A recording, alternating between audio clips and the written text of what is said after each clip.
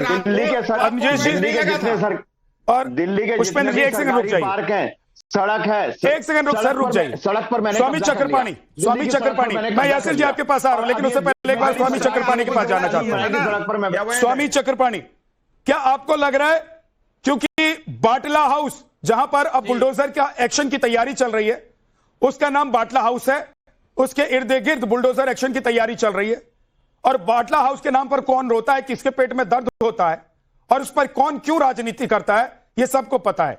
इसलिए आज परेशान घूम रहे हैं आम आदमी पार्टी के नेता या विधायक, इसलिए उनका ऑडियो वायरल हो रहा है।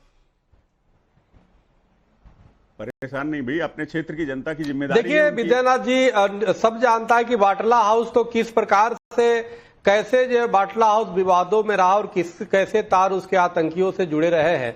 सवाल अब इस पे भी नहीं जाते, लेकिन एक बात है कि जिस तरीके से जब उन क्षेत्रों में जहां पे कथित रूप से इस अल्पसंख्यक वर्ग है, अगर अवैध वहां पे कॉलोनी है, अवैध बूचड़खाने है या अवैध मदरसे, अगर वहां पे बात आने लगती है तो बुलडोजर की, तो वो विक्टिम कार्ड खेलने लगते हैं। आप उत्तर प्रदेश में ही देख लीजिए, सबसे ज्यादा अगर किसी के बुलडोजर से घर ढहा गया तो हिंदुओं के ढाए गए, लेकिन आपने कभी नहीं देखेंगे कि विक्टिम कार्ड खेलता है कोई हिंदू। वो हमेशा वैध अवैध की बातों में रहता है। लेकिन यहाँ पे सबसे सॉफ्ट लगता है इनको कि विक्टिम कार्ड खेलो, पूरे देश और दुनिया में बदनाम करो कि देखो जी हमारे ऊपर अन्याय हो रहा है, हम मुस्लिम है इसलिए तोड़ा जा रहा है। तो एक तबका ऐसा है जो जानबूझ करके, जो कट्टरपंथी, वो जानबूझ करके ये राजनीतिक लाभ लेने के लिए ऐसे वो करते हैं। हमारे बहुत ही वरिष्ठ वो बीजेपी के जो प्रवक्ता यासिर जिलानी साहब बिल्कुल सही बोल रहे थे। देखो हमें इस बात को समझना होगा कि जिस तरीके से कोई भी अवैध है, चाहे अवैध बूचड़ खाने होते हैं, अवैध कब्जे होते हैं, अवैध बस्ती होती है,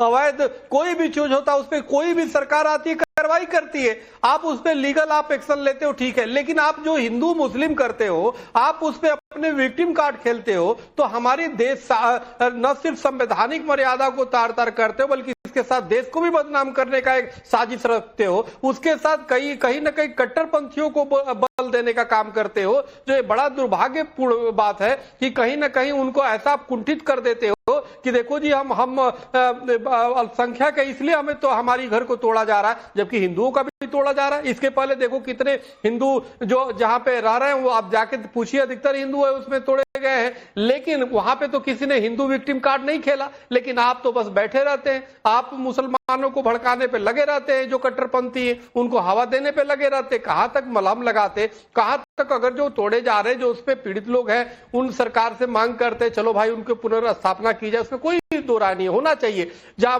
बांग्लादेशी या चाहे रोहिंग्या उनको हटाने की बात करनी चाहिए, उस पर तो करेगा नहीं आदमी। बस हिंदू मुस्लिम सबसे आसान है, उस मुस्लिम में वो रोहिंग्या भी बच जाते हैं, उसमें बांग्लादेशी घुसपैठिए भी बच जाते हैं, अवैध जो भारत के बाहर से आए वो भी बच जाते हैं। तो ये कहीं ना कहीं उनको बचाने के लिए बहुत बड़ी साजिश होती है, ठीक, जो नहीं होना चाहिए, देश हित में नहीं है। आप जो भी है, माननीय कोर्ट का आदेश है भाई, सरकार कोई भी आएगी कार्रवाई करनी चाहिए। इसमें हिंदू मुस्लिम करके हमें लगता है कि उसको यासिर जिलानी भी उंगली उठा रहे हैं, उनके पास भी मुझे जाना है। पुष्पेंद्र आप भी बोलना चाहते हैं, लेकिन एक बात सैयद जवाद, हाँ सैयद जवाद क्या कहना चाह रहे हैं, बोलिए आप। जी देखिए विद्यानाथ जी, बहुत बहुत धन्यवाद आपको और आपके सभी दर्शकों को मेरा जय हिंद जय संविधान। बड़ा एक मशहूर शेर है विद्यानाथ, लोग टूट जाते हैं एक घर बनाने में, तुम तरस नहीं खाते हो बस्तियां उजाड़, बस्तियां जलाने मौजूदा। हाँ पता है, लेकिन ये उजाड़ रहे हैं ना, कि जला भी नहीं रहे, जलाते ये कहीं और। अवैध घर बनाने में। अब सुनिए, जब ये सरकार सत्ता में आई थी 2025 में, अभी इनका मैनिफेस्टो उठा के पढ़िएगा, इन्होंने क्या क्या वादे और प्रोमिसेस करे। और ये वो बात कह रहे हैं जो सुप्रीम कोर्ट के मौजूदा जजों के ऊपर अभद्र टिप्पणी करते हैं, उनको ट्रोल करते हैं, हाई कोर्ट और सुप्रीम कोर्ट के लोगों को ट्रोल करके अभद्र टीका टिप्पणी करते हैं, और कोर्ट का किस तरीके से अपमान करते हैं, वो आज नैतिकता के ज्ञान दे रहा है। वो बता रहे हैं कोर्ट के आदेश के अकॉर्डिंग हमने काम जो है वो आगे बढ़ाना है, कोर्ट ने आदेश दिया। आदेश तो कोर्ट ने और भी बहुत कुछ दिए, कितना माना गया, सुप्रीम कोर्ट ने बहुत कुछ कहा है, कितना मानते हैं भारतीय जनता पार्टी के लोग। और इसी दिल्ली के अंदर जब कोर्ट ने एक डिसीजन दिया था तो अध्यादेश राम मंदिर में निर्णय हुआ, राम मंदिर के पक्ष में जब निर्णय सर्वोच्च न्यायालय ने दिया था उस समय आप भी विरोध कर रहे थे जवाब साहब। जब राम मंदिर के पक्ष में निर्णय सर्वोच्च न्यायालय ने दिया था तो आपके ओवैसी बंधु भी चिल्ला रहे थे, उनके पेट में दर्द हो रहा था, आप भी चिल्ला रहे थे, आपको भी पेट में दर्द हो रहा था। नहीं, जब सुप्रीम कोर्ट की बात आ रही तो उस पर मैं बता रहा हूँ, जवाब साहब तो खुद ही चिल्ला रहे थे, पेट में दर्द हो गया था कि कैसे राम मंदिर के पक्ष में निर्णय आ गया। तो ऐसा मत बोलिए। 5 एकड़ जमीन आपको भी मिला था, हिंदुओं ने तो उसका विरोध नहीं किया, लेकिन आपको तो राम मंदिर पे विरोध हो रहा था कि सर्वोच्च न्यायालय का निर्णय था। एक तो मौलाना साहब ने यहाँ तक कह दिया कि एक समय आएगा हम उसको तोड़ के फिर मस्जिद बना देंगे, उसके खिलाफ आपने एक सेकंड स्वामी जी, एक सेकंड रुक जाइए, उनको कंप्लीट करने दीजिए। सैयद जवाब को उसके बाद आप बोलना चाहते बोलिएगा। सैयद जवाब बोलिए। जी मैं रुका हूँ। नहीं, आप कहते हैं डिबेट का डेकोरम होना चाहिए, उस दिन आप मैंने कर दिया सर, दे रहे थे, आज आप रिकॉ नहीं पा रहे थे।